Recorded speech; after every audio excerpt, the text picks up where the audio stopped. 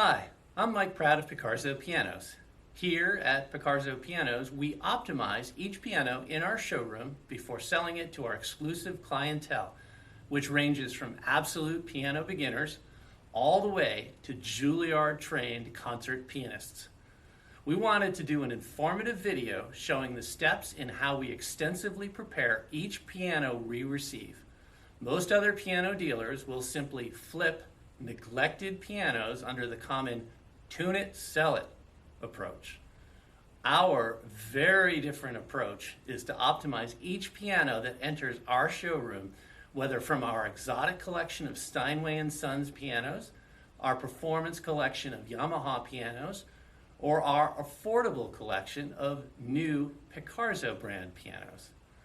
So in between our tuner, Mr. Bob Rostigian, tuning each piano twice, and our concert pianist, Mrs. Jane West, demonstrating the pianos, Mr. Bill McKaig, our master piano technician, optimizes each piano that enters our showroom through his carefully defined systematic process of evaluating, repairing, adjusting, regulating, and voicing each piano. This video will show how Mr. Bill McKaig performs this Picarzo optimization process on our newly arrived, completely restored 1920 Steinway Model O grand piano. Here is how he does it at Picarzo Pianos.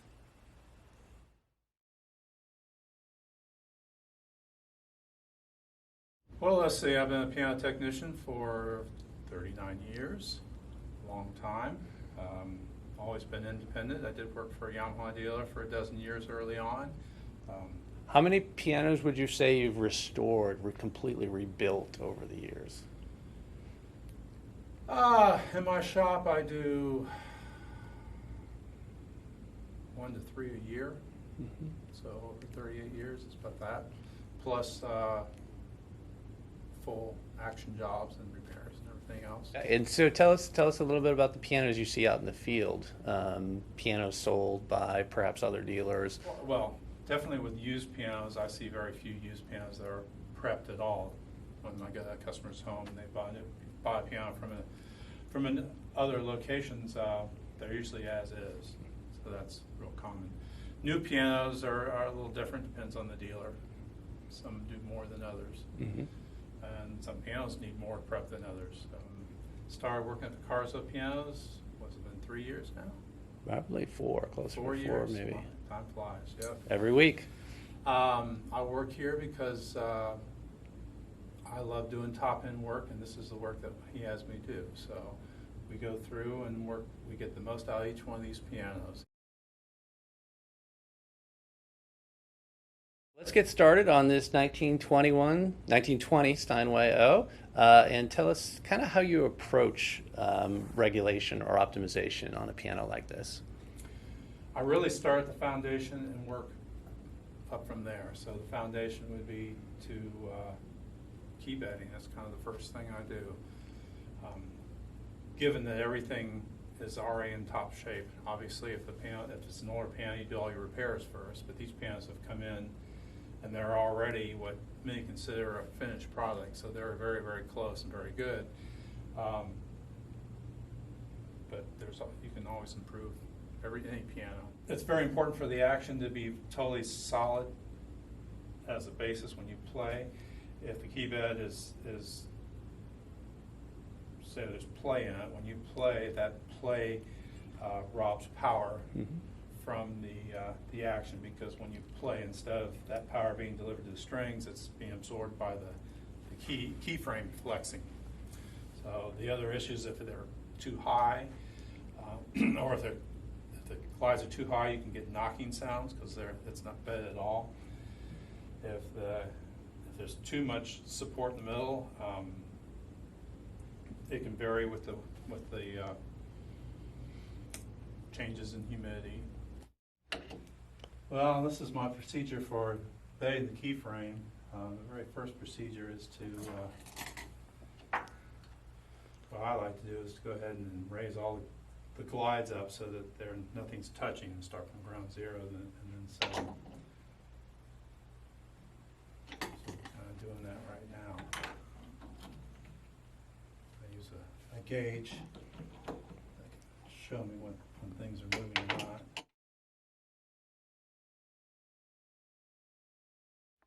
So I've bedded the keyframe, and the next thing is to set the height of the keys, both the naturals and the sharps. And I generally do this by the cabinetry, within reason. Obviously, if there's things are way off, you might have to compromise, but like these, just looking at these keys, they look a little low to me. I like to have a little bit more presence at the front of the key. I also check this with the fall board, which I don't have on right now, but very first thing is just to see where they are from end to end, measuring down here. So there's definitely, this side is a little bit higher than this side, so I will block up these two end keys until they're where I like it, make sure it clears plenty with the fall board, and then we'll go to leveling keys after that. Well, when I adjusted the key bedding, it changed the height of the keys and lowered the cap stand of the hammer line a little bit. So you always want to have the hammers resting on the cap stand, so I wanted to make sure that they're not resting on the cushions. So this is kind of just a preliminary quick adjustment here.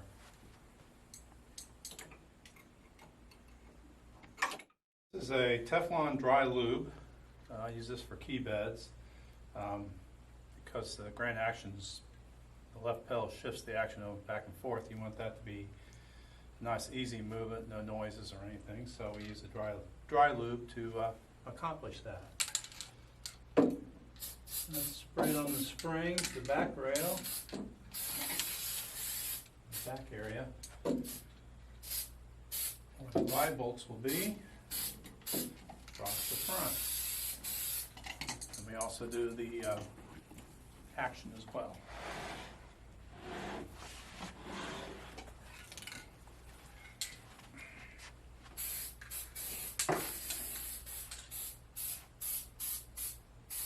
Put your hands inside.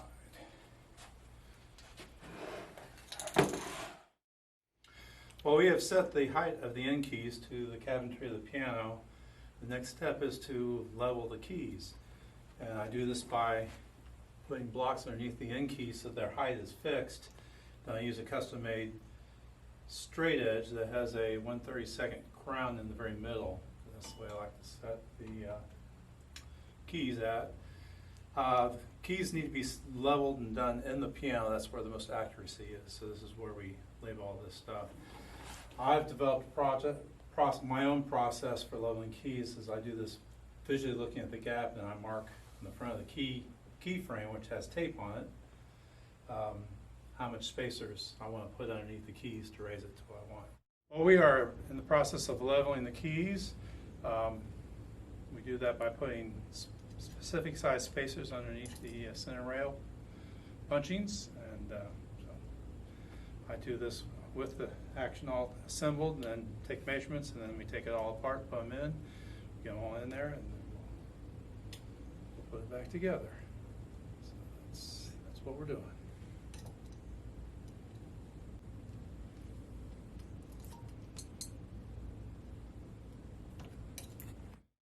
Well, besides leveling the keys, you also want to make sure the keys are exactly square on all a single plane. So we do that by bending the center pin rail pin one way or the other to get them squared up. So that's what I'm doing.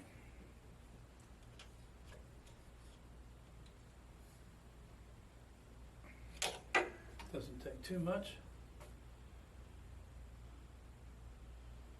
Looks pretty good. Well, that change, when you change the height of the keys, also change the hammer bore, the capstan adjustment. So I'm going to go through and clean that up. That's something that you do several times through the process, because different things affect other adjustments. So we are going through here and getting these things where they need to be.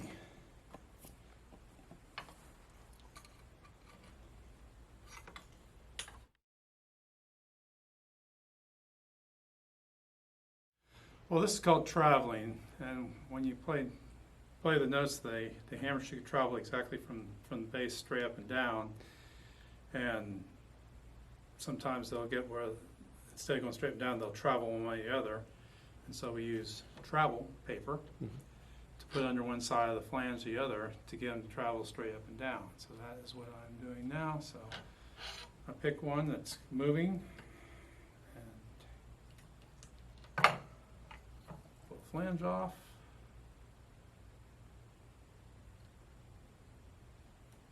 Put a little tape in there.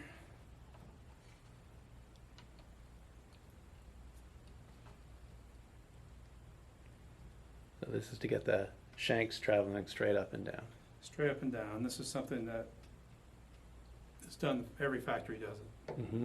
No matter how perfect your parts are, when you extend out from this point way out to there, you know, a thousandth of a millimeter makes a difference, and so you have to go through and check for all this stuff. Well, besides the hammers traveling straight up and down, they all should run parallel with each other straight up and down. And if you've changed the travel a little bit, or if they're not hung correctly, or if the wood's moved a little bit, any of these kind of things can make subtle differences. And so that the hammer, instead of going straight up and down like that, it might be going in a sweeping motion like this. So we have to realign these hammers, and we do that with heat. I have a special heat gun here. And if you carefully heat the shank up, the wood shank, it gets a certain temperature where the wood becomes plastic-like, and it'll just give. Hold for a second or so, and that straightens it up. And that's very permanent. And it's also something that factory does on a regular basis.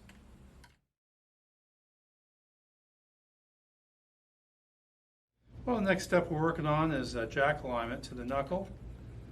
It's important that the jack be as far forward on the knuckle as possible. The knuckle is this part right here.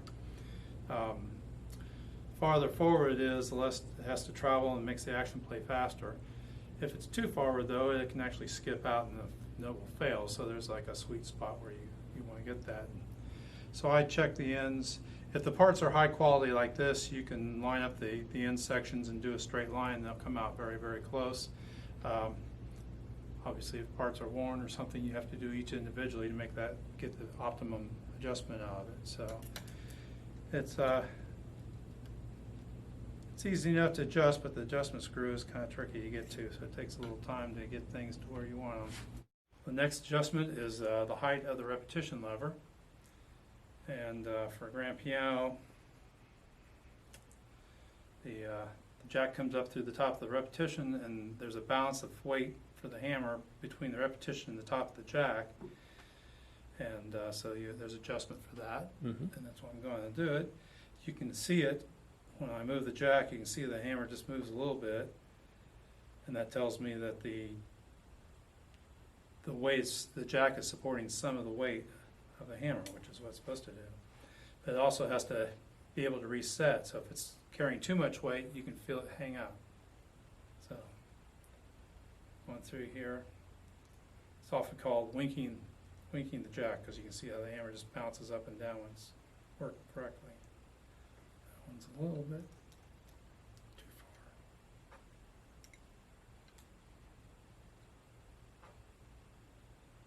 There it is.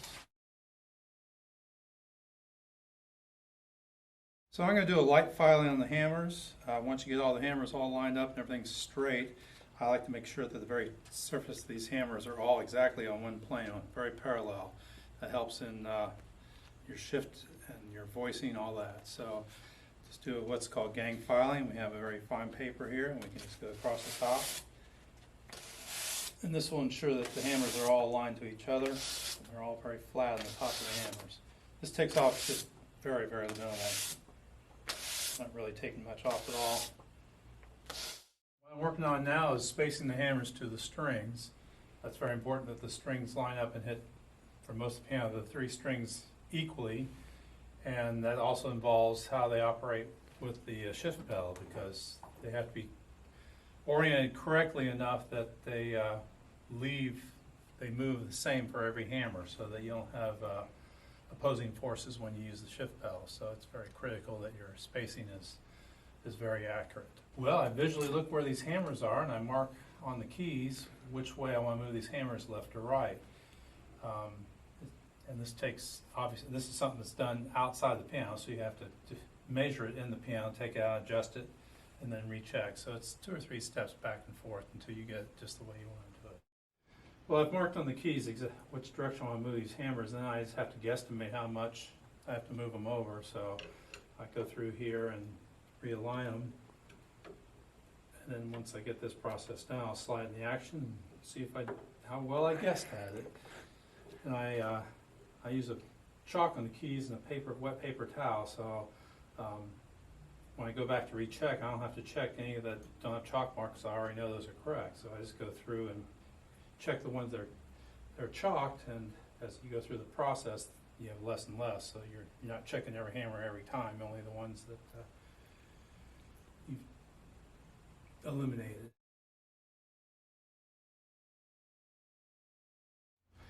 Next step is that the hammers, once the hammer's aligned, the rest of the action has to be aligned to that. So I go through and align the Wippens to the hammer shanks that have been spaced correctly. You just got to make sure they're hitting the knuckle correctly in the right space and they're not interfering with the neighbors. These are pretty close, so it's not too much of an adjustment. You got to check everything. Well, the hammers are caught by the back checks, and the back checks have to be centered to the hammers, and since we've moved the hammers around, the back checks have to be adjusted to match those. So I have special little pliers here that when you squeeze them, they will bend the wire one way or the other. It's a 2-bend process. You bend it one way, then you bend it another way, make sure the head is exactly perpendicular and hitting the hammer correctly. So.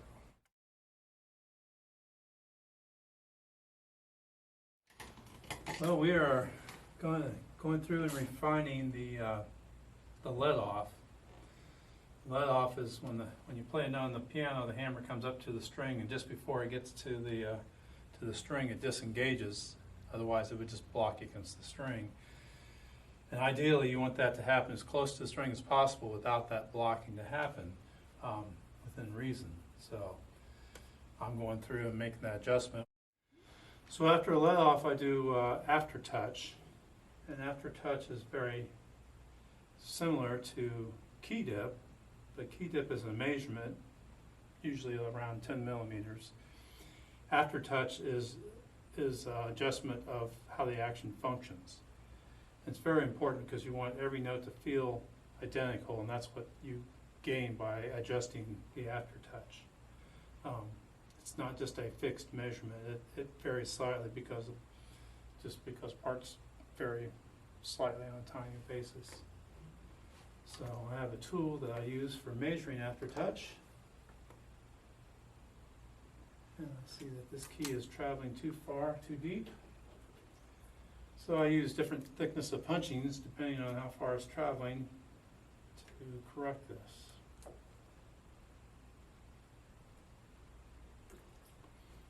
And if the aftertouch isn't set properly, how does that manifest itself to a concert pianist, say?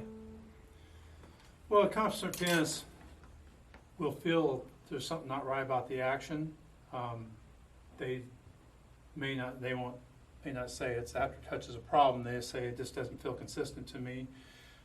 Some notes are harder to play than others. It can manifest itself in their description in many different ways, but they absolutely do notice it. Well, next step is the drop. And drop is adjustment of the repetition lever. Repetition's on a spring. It's what gives us our double escapement action, or the ability to repeat without the key going to completely arrest the position. The drop should be as close to just beneath let-off. If it's too high, the hammer can come up and re-hit the string a second time.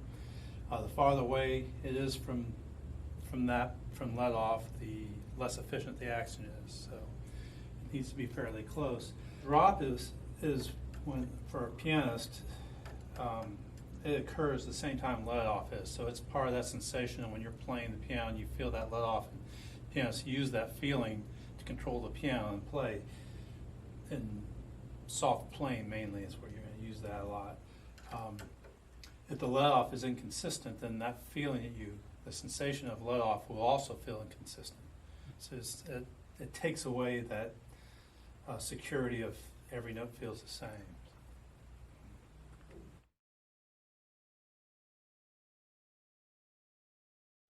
Well, we're going to be working on backcheck adjustment. And this is a continuation of the backcheck we worked on before. The adjustment we made before was aligning the backchecks to the back of the hammers, the tails of the hammers, so everything lines up. This part of the backcheck adjustment is catching the hammer, so when the hammer goes up and hits the string, it comes back and the backcheck catches the hammer so it doesn't just keep flopping around. It has that's obviously a very important aspect of backchecks, but the other important aspect is that the closer that the higher the backcheck can catch the hammer up to the string, the more space you have for the jack to reset, so it improves or enhances repetition. So depending on the action, some actions, the standard is about 5/8 from the string. If the action's really laid out well, you can get that about a 1/2 inch. If it's some problem stuff, it may be that you may have to compromise and have a little bit less. So the higher the better. There's a very tiny clearance between the tail of the hammer and the backcheck when you play the key. It rises up and they can't touch. And if you adjust that backcheck too high, it'll catch on the way up. And that's it can be very deceiving because you can play softly on the piano if it's just barely catching, and when you start playing harder, it starts robbing power. So you can't get this loud, strong notes because the backchecks are keeping the hammers from doing that.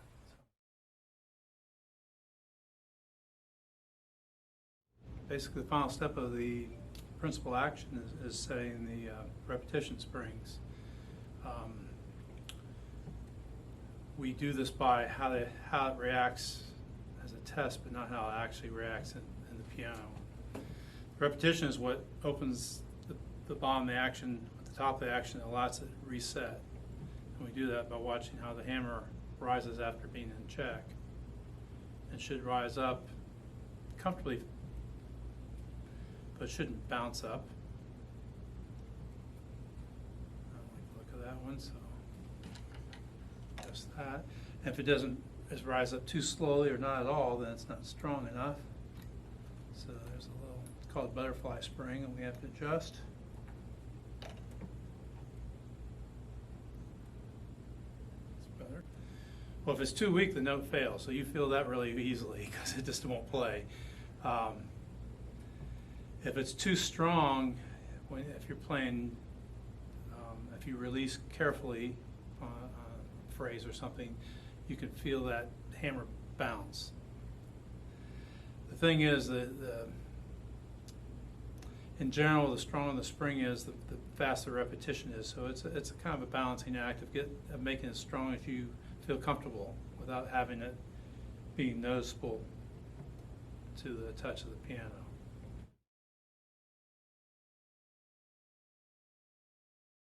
Now we go into the damper and pedal assembly. And what we want is all the damper heads to lift up as one unit and come down as one unit. And we want the dampers to lift when the hammer travels about halfway to the strings. Things are looking very close good here, so we're not going to make any major adjustments. Working on damper work is time consuming, it's tedious little work, so it's always nice when things are already very close because it makes my life easier. So I do know there's one damper here that's not working perfectly that I'll have to pull the action out and fix, but other than that, it's looking very good. Yeah, there's like two of them at the very end. They're picking up just a little bit early. And so I want to go through and adjust those. As I said earlier, damper work is difficult because dampers are held in place by one screw. And that one screw adjusts the height and the turn and when the lifts. A lot of things happen with one screw, and so it's very hard to fix one thing without affecting another thing. So it's a little bit of trial and error to get things to fall into place. Well, the dampers, when you play a note, the dampers rise and allow the note to ring, and then when you let go, it drops down. There is a rail inside the piano that limits how high that damper will go, and it's a very important thing because if it's too high when you play notes, those dampers will fly up and then come back down. You'll feel that as a hop in the back of the key, so you'll feel this da-dum, da-dum, da-dum. This one, probably because during the move or something, it's too high, so I just, something I'm very sensitive to, I just feel that. I don't have to look, I can just feel that hop on the end of the key. It's very, once you know that feeling, it's very familiar. So, not hard to adjust, but you do have to pull the action out and get a screwdriver in there and adjust things. Well, you have to make sure that the pedals are properly adjusted as well, and everything is in proper order. So the pedal lyre is tight, and there's nothing loose on here. All the rods need to be lubricated and adjusted, so there's no excess lost motion in them. So that's what I'm looking for now. Everything actually looks very, very good. There's not much I need to do, so looks like it's an easy approach. So I have some Teflon powder here. I will put on these contact points, and that not only makes pieces work well, but it keeps excess noise from happening. So that's what we're doing.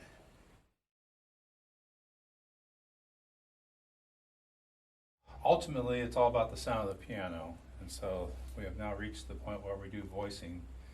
And voicing is such an integral part of the overall piano, how it plays and functions, that you have to do all these other steps first before you do any voicing. So the regulation has to be spot on, even the pedal work, the damper work, everything has to be as close as possible. The tuning as well has to be very clean tuning. And then we can finally get to the point where we can judge the tone of the piano. And that's the first thing I do. I look for what's the overall sound of the piano. Do I want to bring it up? Do I want to bring it down? How's the balance? Treble, big, small. So I just start playing. You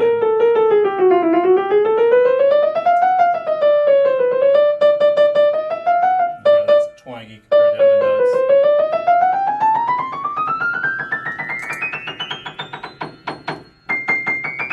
Not bad up here. We start to die out the top 4 or 5 notes. I'll probably harden those up.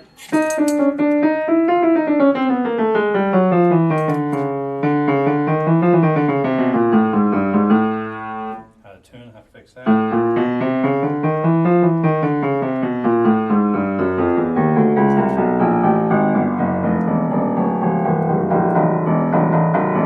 Gets a little bit lost at the very end. I'll probably add some hardener to the hammers there, get that up too, get it bounced out. So I'm looking for balance. You want a piano, it's not about all being bright or it's about all being even. So you want the touch as even as possible. You also want the tone as even as possible, so that when you play down here, it's the same piano as you're playing up here.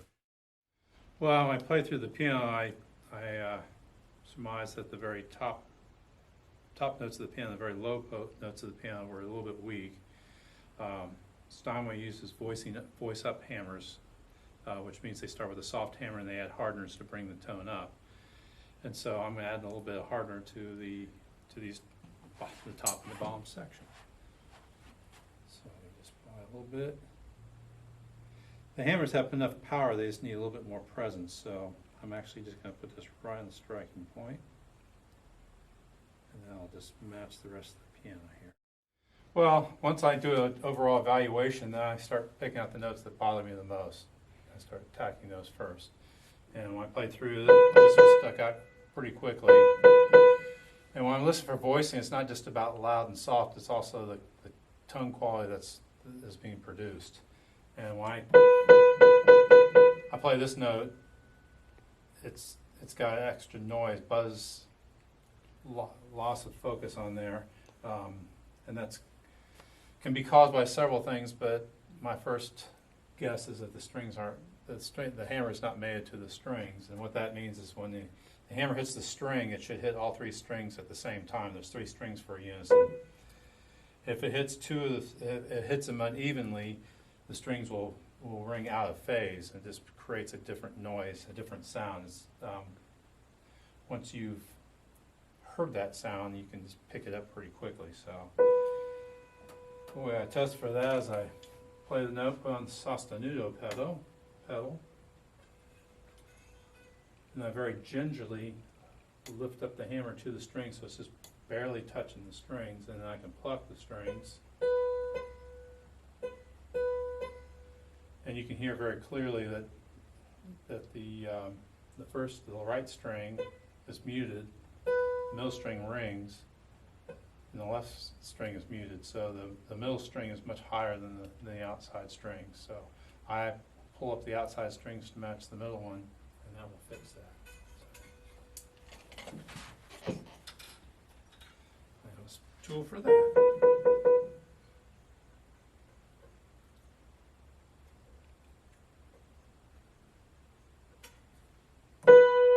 As you can see, it knocks it out of tune, so you have to retune those notes.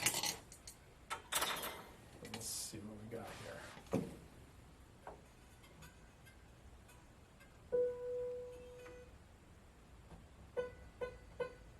See the difference there? Well, I really want all the notes to be very consistent, very much the same. So I play chromatic scales up and down and listen for notes that are different. They don't fit the pattern. It's very important that you play very consistently, evenly with the same force. And if you hear a note that sounds different, you don't stop on it because it always accentuates that. So you play through a note. So I'll go back and forth to make a judgment call.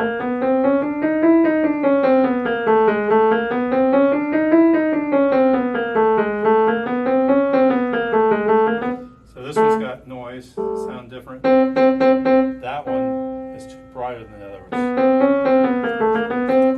So we'll check it.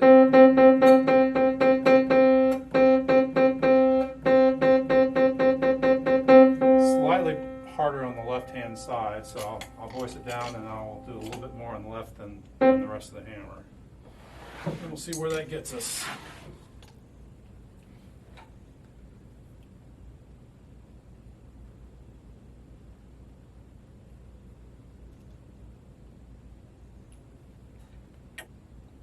Each string has to have the same tone. If it doesn't, then those opposing tones will fight each other, and it creates excess unwanted noise in the sound. So when you have all three strings ringing exactly the same, that's when you get the purest sound.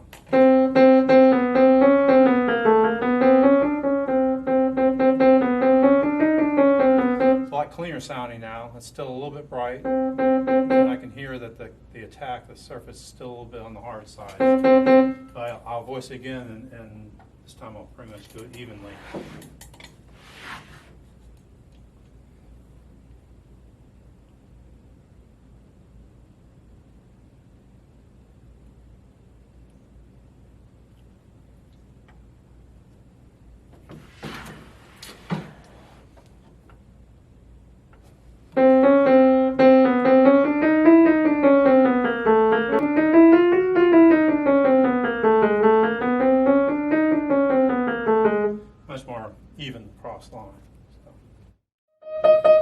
So besides, you listen to the tone, you listen for problems in the tone. Either it's sticking out, that note's sticking out, or it doesn't match the others around it. How the phasing, like we talked about before. This one stands out. It's brighter than the others around it. But it also has a less than focused sound. It's not a pure ringing sound. And when the hammer hits the strings, not only should all the strings be hit at the same time, but the density of the hammer has to hit each string the same, so it produces the same sound. And if it doesn't, then you have opposing sounds that fight each other. So it's a very stringy, I don't know what you want to call it, just funky sounding. If you isolate the strings,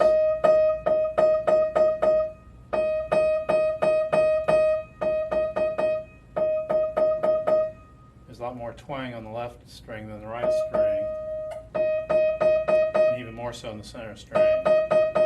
All those have to match. So I'll voice the left and the middle down and maybe just touch the right string because it's a little bright still.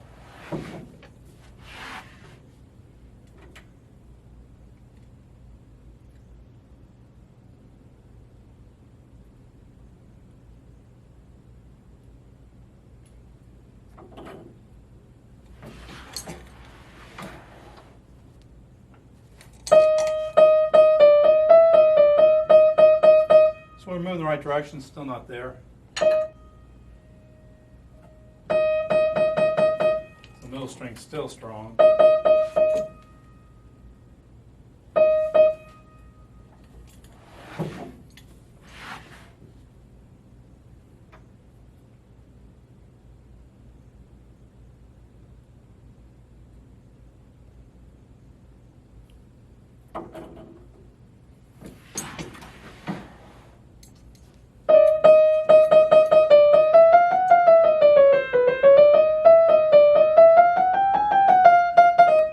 I would rather voice it 2 or 3 times and get to where it needs to be than to over voice it the first time. Then we have to take more drastic measures to bring it back. So when I'm voicing for chromatically, I'm working on getting everything as even and consistent and all the excess noise out so that everything is as pure as I can make it. Once I've gone through the whole piano top to bottom like that, then what I do is I call it Arpeggio Voicing, and that's playing long arpeggios, and I'm listening for any note that doesn't fit into the musical structure. When a note's not quite right, it just sounds different than all the others, and when everything's working together, every chord is everyone's match, and so I just run up chromatically with arpeggios, listening for that kind of thing. So.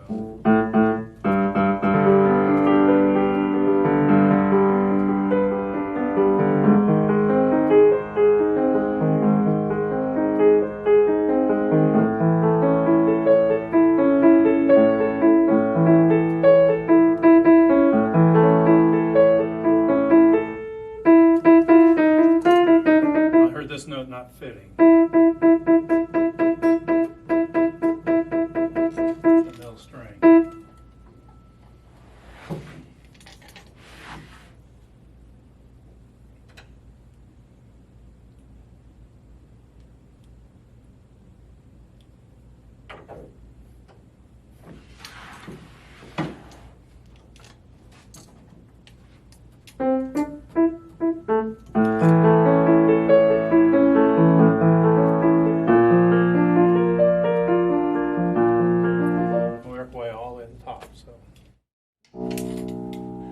Well, now that you've completely transformed the tone of this piano over the last couple hours with your hardening on the bass notes and the chromatic voicing and the arpeggio voicing, it sounds like an amazing piano. But you're not done yet. What's this next step that you're doing? Final step in voicing would be soft pedal voicing. And when you voice everything in the normal position, you get everything balances and sounding perfect. You also have to put on the shift pedal and see if that voicing carries over. You don't want it to work one position, not the other. So I do that a little bit differently. I do that through the strings. I have a little, it's called a chopstick voicing tool, reaches through there, and I put on the shift pedal and I play very softly. I'm just listening to any notes stick out, just like before. I also have to play consistently.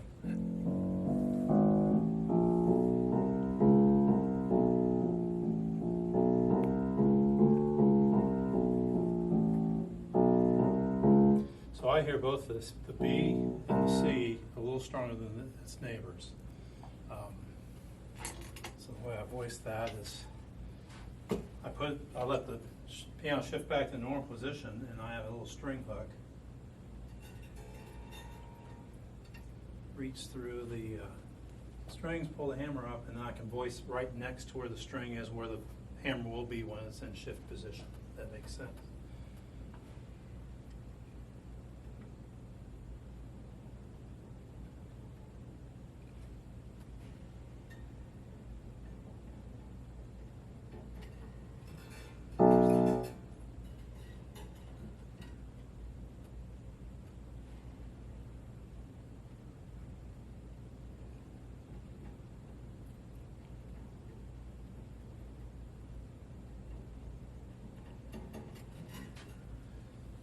So just to be clear, I'm not voicing where I voiced before, I'm voicing like in between strings, so that's where the shift takes us. So let's see how that sounds there.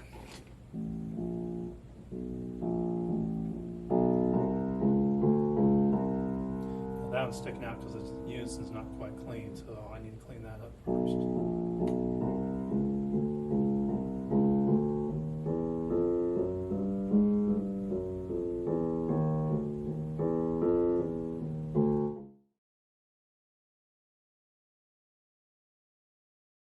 Okay, great. Now that you've finished all the voicing to it, and this has gone through our standard Picarzo prep process for all of our grand pianos, what do you think of this piano? This is our standard procedure. I do this on every piano we have here. Even, you rarely get spinets in here, but I've done it on your spinets, so every piano gets this treatment in one form or another. So it's a joy to work on these pianos because they come in already in very excellent shape. And so I get to do what I love, which is just getting the most out of a piano, really getting it in tip-top shape and having it just performance ready. So, and this one really came out very nice. I'm very pleased with it overall, and just it really has no weaknesses at all. So it's a successful day.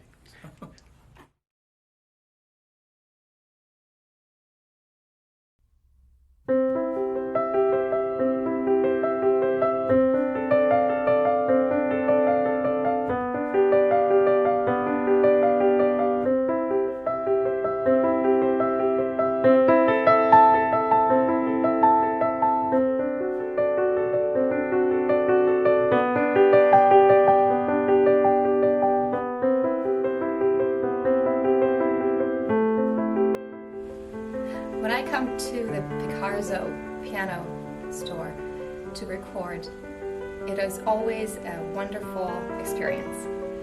As a concert pianist, when I sit down, I look for a few things in the instrument that I'm playing on.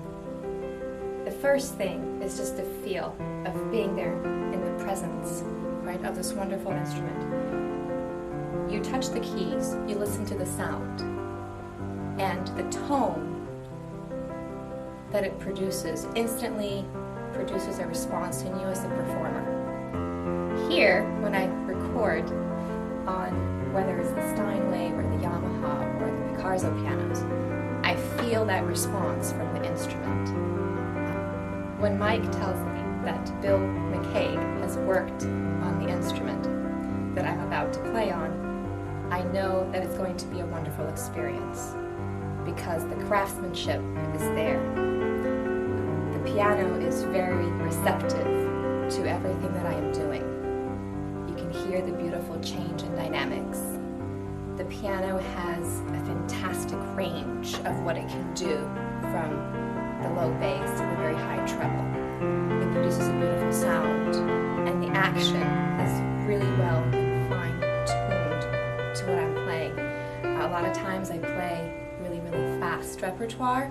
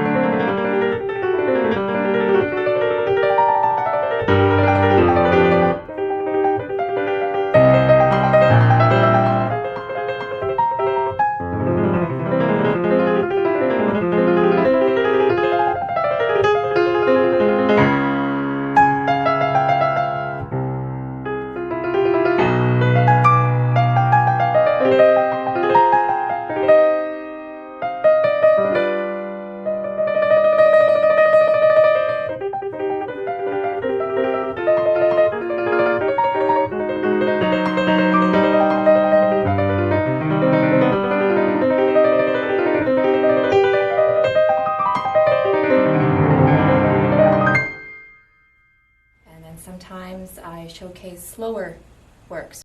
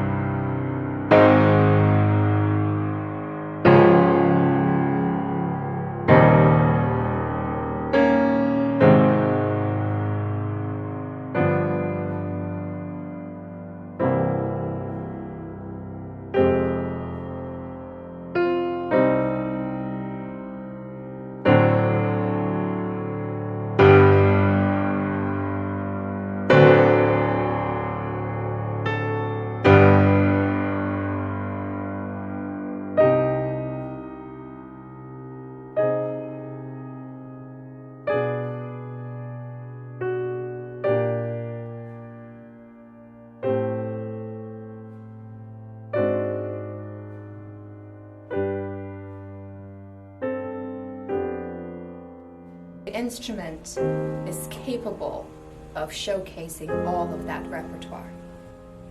Today I recorded on a Steinway, and it was really fun to play on it today because I played some of my favorite repertoire, the Chopin Preludes, on it, and it did a fantastic job of showcasing the uniqueness of Chopin's sound, which is a depth of bass, low bass notes, and a ringing bell-like melody in the right hand, which is usually in the middle register or the high treble area of the piano.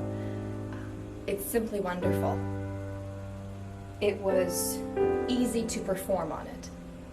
A lot of times when you come into a piano store and you sit down at a piano, you can tell fairly quickly if it has the potential to do what you want it to do.